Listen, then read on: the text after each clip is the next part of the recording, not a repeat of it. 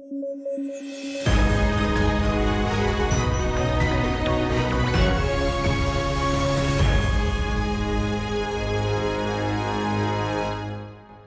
News at 9 programme में आपका स्वागत है। मैं हूं अमृत उपाध्याय। आइए जल्दी से डालते हैं आज के हेडलाइंस पर नजर। एनजीटीएसजेड ने दिया तमिलनाडु प्रदूषण नियंत्रण बोर्ड को आदेश। मामला पश्चिमी घाट क्षेत्र में पारिस्थितिकी क्षति का। एनजीटीएसजेड ने लिया था 2021 में इस मामले पर स्वतः संज्ञान। प्रधानमंत्री श्री नरेंद्र मोदी अपने जन्मदिन के मौके पर छोड़ेंगे नामीबिया से लाए गए चीतों को। मध्य प्रदेश के कूनो नेशनल पार्क में करेंगे चीता मित्रों को भी संबोधित। ये दुनिया का पहला अंतर महाद्वीपीय चीता स्थानांतरण प्रोग्राम है। और centre for monitoring Indian economy CMII ने जारी किए बेरोजगारी दर के आंकड़े। अगस्त में बेरोजगारी दर रही पिछले 12 महीनों में सबसे अधिक। हरियाणा में देश की सबसे ज्यादा बेरोजगारी दर। खबरों की शुरुआत करें उससे पहले एक बार फिर आपको याद दिला दूं कि अगर आप इस बुलेटिन को PDF के फॉर्मेट में पढ़ना चाहते हैं तो अमृत उपाध्याय 007 टेलीग्राम चैनल पर जाइए, जहां इसकी PDF आपको रोजाना मिलती है। चलिए खबरों की शुरुआत करें। हाल ही में नेशनल ग्रीन ट्रिब्यूनल के साउथ जोन ने तमिलनाडु प्रदूषण नियंत्रण बोर्ड को उचित आदेश पारित करने का निर्देश दिया है। यह मामला पश्चिमी घाट क्षेत्र में चल रहे अनधिकृत ईंट भट्टों से जुड़ा है। ये ईंट भट्टे आवश्यक सरकारी अनुमति लिए बिना चलाए जा रहे थे। गौरतलब है कि पश्चिमी घाट क्षेत्र पारिस्थितिकी रूप से बहुत संवेदनशील है। ईंट भट्टा इकाइयों से किए गए प्रदूषण से इस क्षेत्र में पारिस्थितिक क्षति हो रही थी। ऐसी इकाइयों की गतिविधियों को विनियमित करने और पारिस्थितिक क्षति को रोकने के लिए कोई प्रावधान नहीं था। इसलिए एनजीटीएसजेड ने 2021 में इस मामले पर स्वतः संज्ञान लिया था। इसके बाद राज्य प्रदूषण नियंत्रण बोर्ड TNPCB द्वारा कार्यवाही शुरू की गई। कार्यवाही में ईंट भट्टा इकाइयों को प्रदूषण फैलाने का जिम्मेदार माना गया। केंद्रीय प्रदूषण नियंत्रण बोर्ड ने ईंट भट्टा इकाइयों से लेने के लिए क्षतिपूर्ति राशि तय की। यह मुआवजा पर्यावरण को हुए नुकसान के लिए तय किया गया था। आपको बता दें कि एनजीटी की स्थापना नेशनल ग्रीन ट्रिब्यूनल एक्ट 2010 के द्वारा की गई थी।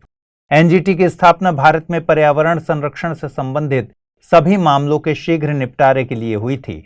इस ट्रिब्यूनल के अध्यक्ष की नियुक्ति भारत के मुख्य न्यायाधीश के परामर्श के बाद केंद्र सरकार द्वारा की जाती है। एनजीटी को उच्च न्यायालय का दर्जा दिया गया है। देश के अलग अलग शहरों में एनजीटी की 4 बेंचेस स्थापित हैं। यह मामला एनजीटी की साउथ बेंच देख रही है। अन्य बेंच भोपाल, पुणे, कोलकाता में है। एनजीटी के तहत पर्यावरण संबंधी मामलों का निपटारा 6 महीनों के अंदर करना होता है। हालांकि एनजीटी द्वारा दिए गए आदेश के खिलाफ अपील सर्वोच्च न्यायालय में की जा सकती है। एनजीटी व्यक्तिगत तौर पर 10 करोड़ और कंपनी पर 25 करोड़ तक का जुर्माना लगा सकता है। अपराध की गंभीरता को देखते हुए सश्रम कारावास की सजा भी सुनाई जा सकती है। गौरतलब है कि एनजीटी पर्यावरण से संबंधित 7 कानूनों के तहत मामलों की सुनवाई करता है। ये कानून है जल प्रदूषण निवारण और नियंत्रण अधिनियम 1974, जल प्रदूषण निवारण और नियंत्रण उपकर नियम 1977, वन संरक्षण अधिनियम 1980, वायु प्रदूषण निवारण और नियंत्रण अधिनियम 1981, पर्यावरण संरक्षण अधिनियम 1986, जैव विविधता अधिनियम 2002, लोक दायित्व बीमा अधिनियम 1991। प्रधानमंत्री श्री नरेंद्र मोदी 17 सितंबर को अपने जन्मदिन के मौके पर नामीबिया से लाए गए 8 चीतों को मध्य प्रदेश के कूनो नेशनल पार्क में छोड़ेंगे। चीतों को रिहा करने के बाद प्रधानमंत्री वन रक्षकों के एक समूह और लगभग 200 चीता मित्रों को संबोधित करेंगे। चीता मित्र लगभग 400 युवाओं का एक समूह है, जिन्हें चीतों के बारे में ग्रामीणों के बीच जागरूकता पैदा करने के लिए ट्रेंड किया गया है। गौरतलब है कि चीतों को अफ्रीका से लाने का प्रोग्राम दुनिया का पहला अंतर महाद्वीपीय चीता स्थानांतरण प्रोग्राम है। सरकार नामीबिया से 8 चीतों को ले आ रही है। साल के अंत तक 12 और चीतों को साउथ अफ्रीका से लाया जाएगा। इन चीतों को अगले 1 महीने के लिए बाड़ों में छोड़ा जाएगा, जहां वे लगातार निगरानी में रहेंगे। इस नए आवास से अच्छी तरह से अभ्यस्त हो जाने के बाद इन चीतों को कूनो नेशनल पार्क में छोड़ दिया जाएगा, जहां उन्हें लगभग 150 तेंदुओं के साथ रहना होगा। अफ्रीका के नामीबिया में तेंदुए और चीते सह अस्तित्व में रहते हैं। कूनो नेशनल पार्क की पारिस्थितिक विशेषता नामीबिया से लाए गए चीतों के लिए उपयुक्त है, लेकिन वन्यजीव विशेषज्ञों का कहना है कि कूनो में तेंदुए और चीतों के बीच कुछ संघर्ष पैदा होने की संभावना है। आमतौर पर चीता और तेंदुआ एक जैसे दिखते हैं, लेकिन इनमें पर्याप्त अंतर होते हैं। यूपीएससी भी ऐसे ही सामान्य से दिखने वाले टॉपिक से सवाल पूछ लेती है। तो चलिए जल्दी से तेंदुए और चीते के बीच कुछ सामान्य अंतर देख लेते हैं। इन जानवरों के बीच सबसे आम अंतर उनके शरीर पर पाए जाने वाले पैटर्न को लेकर दिखता है। एक तेंदुए के शरीर में पैटर्न गुलाब की तरह के होते हैं और चीतों के शरीर में ठोस गोल या अंडाकार पैटर्न होता है। चीतों को उनकी काली आंसू रेखा से तुरंत पहचाना जा सकता है, जो उनके आंख से मुंह तक जाती है। चीता दिन में शिकार करना पसंद करते हैं, तेंदुए आमतौर पर रात में शिकार करते हैं। आप आमतौर शब्द पर ध्यान दीजिएगा, क्योंकि तेंदुए कभी कभी मौका मिलने पर दिन में भी शिकार करते हैं। तेंदुओं की आंखें चीता की तुलना में बड़ी होती हैं। इनकी आंखों में बड़ी संख्या में प्रकाश संवेदनशील कोशिकाएं भी होती हैं, जिससे तेंदुए रात में भी आसानी से देख पाते हैं और इस कारण तेंदुए आमतौर पर रात में शिकार करते हैं। चीता जमीन पर सबसे तेज दौड़ने वाले जानवर हैं। वे 120 किलोमीटर प्रति घंटा की रफ्तार तक पहुंच सकते हैं। चीता अपनी लंबी पूंछ का उपयोग स्वयं को संतुलित करने के लिए करते हैं और शिकार करने के दौरान बहुत जल्दी दिशा बदलने की क्षमता भी इनमें होती है। दूसरी तरफ तेंदुए केवल लगभग 58 किलोमीटर प्रति घंटा की शीर्ष गति तक पहुंचते हैं। आपको बता दें कि देश में अंतिम चीता की मृत्यु 1947 में कोरिया जिले में हुई थी, जो अभी वर्तमान में छत्तीसगढ़ में है। व्यापक शिकार के बाद 1952 में चीता भारत से विलुप्त घोषित कर दिया गया था। चीतों को फिर से जंगलों में बसाने के लिए सरकार द्वारा 2009 में भारत में अफ्रीकी चीता परिचय परियोजना की कल्पना की गई थी। हाल ही में centre for monitoring Indian economy CMIE ने बेरोजगारी दर के आंकड़े जारी किए। आंकड़ों के मुताबिक अगस्त में भारत की बेरोजगारी दर बढ़कर 8.3% हो गई। यह पिछले 12 महीनों में सबसे ज्यादा बेरोजगारी दर है।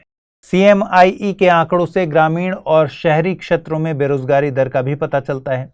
अगस्त में शहरी बेरोजगारी दर 9.6% थी और ग्रामीण दर 7.7% थी। पिछले 12 महीनों में केवल 2 महीनों फरवरी और जून में ग्रामीण बेरोजगारी दर शहरी बेरोजगारी दर से ज्यादा रही है। आंकड़ों के मुताबिक राज्यों में बेरोजगारी दर में काफी अंतर दिखा है। हरियाणा, जम्मू कश्मीर और राजस्थान में बेरोजगारी दर का उच्चतम स्तर है। हरियाणा में बेरोजगारी दर 37.3% है, जो देश में सबसे ज्यादा है। जम्मू कश्मीर और राजस्थान राज्यों में बेरोजगारी दर 30% से ज्यादा है। वहीं छत्तीसगढ़ में बेरोजगारी दर मात्र 0.4% है और महाराष्ट्र, मध्य प्रदेश, ओडिशा और मेघालय में बेरोजगारी दर 3% से कम है। चलिए, यहाँ आंकड़ों की बात हो गई। अब समझते हैं बेरोजगारी दर के कॉन्सेप्ट को और ये भी जानेंगे कि अगस्त में ऐसा क्या हुआ कि बेरोजगारी दर साल के उच्चतम स्तर पर पहुंच गई। आपको बता दें कि बेरोजगारी दर 15 साल और अधिक उम्र के ऐसे लोगों का प्रतिशत है जो कि काम की मांग कर रहे हैं लेकिन नौकरी पाने में सक्षम नहीं है। परिभाषा के दोनों पहलू महत्वपूर्ण हैं। एक बेरोजगार व्यक्ति के रूप में गिने जाने के लिए सबसे पहले काम की मांग करना पड़ता है, यानी श्रम बल का हिस्सा बनना होगा, और फिर नौकरी पाने में असफल होने की स्थिति होनी चाहिए। ऐसा व्यक्ति बेरोजगार नहीं कहलाएगा जो श्रम बल का हिस्सा ही नहीं बनना चाहता। गणितीय रूप से इसे कहेंगे बेरोजगारी दर इज इक्वल टू कुल बेरोजगार बाय कुल श्रम बल। दूसरे शब्दों में बेरोजगारी दर को श्रम बल के प्रतिशत के रूप में व्यक्त किया जाता है, न कि कुल जनसंख्या के प्रतिशत के रूप में।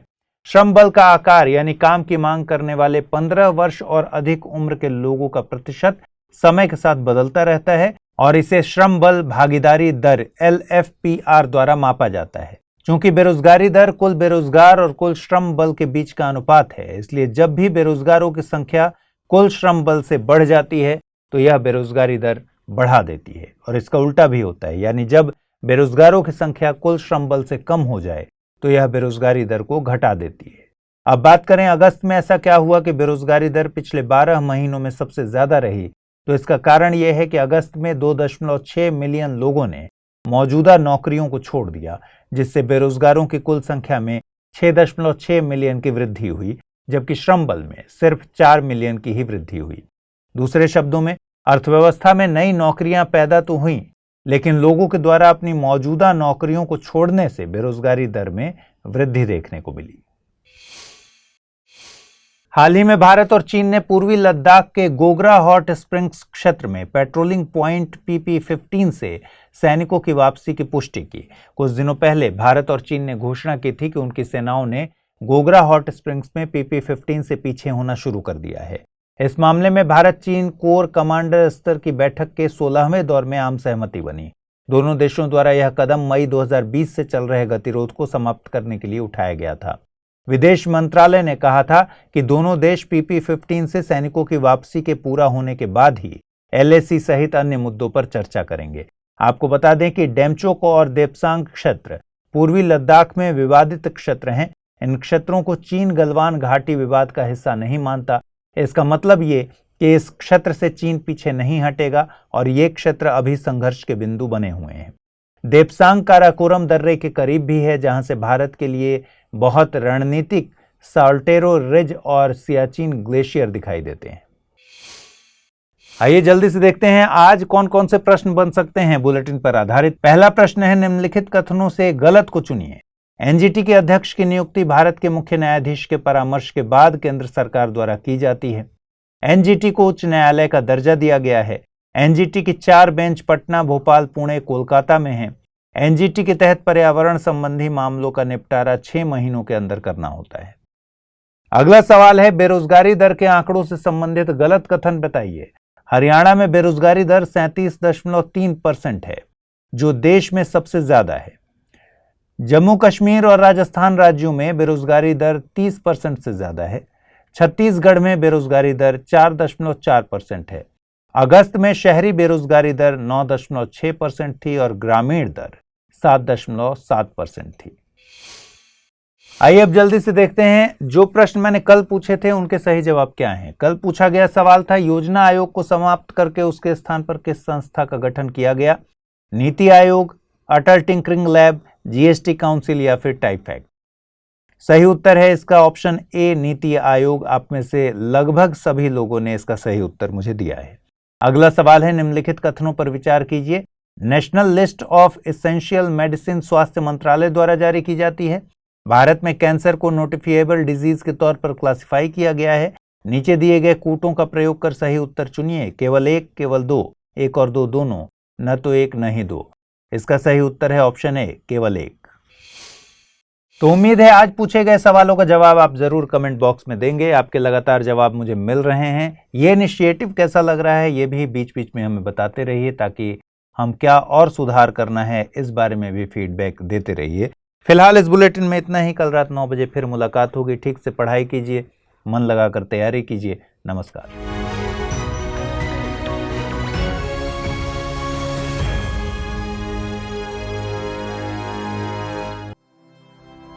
स्टडी IQ IAS, अब तैयारी हुई अफोर्डेबल।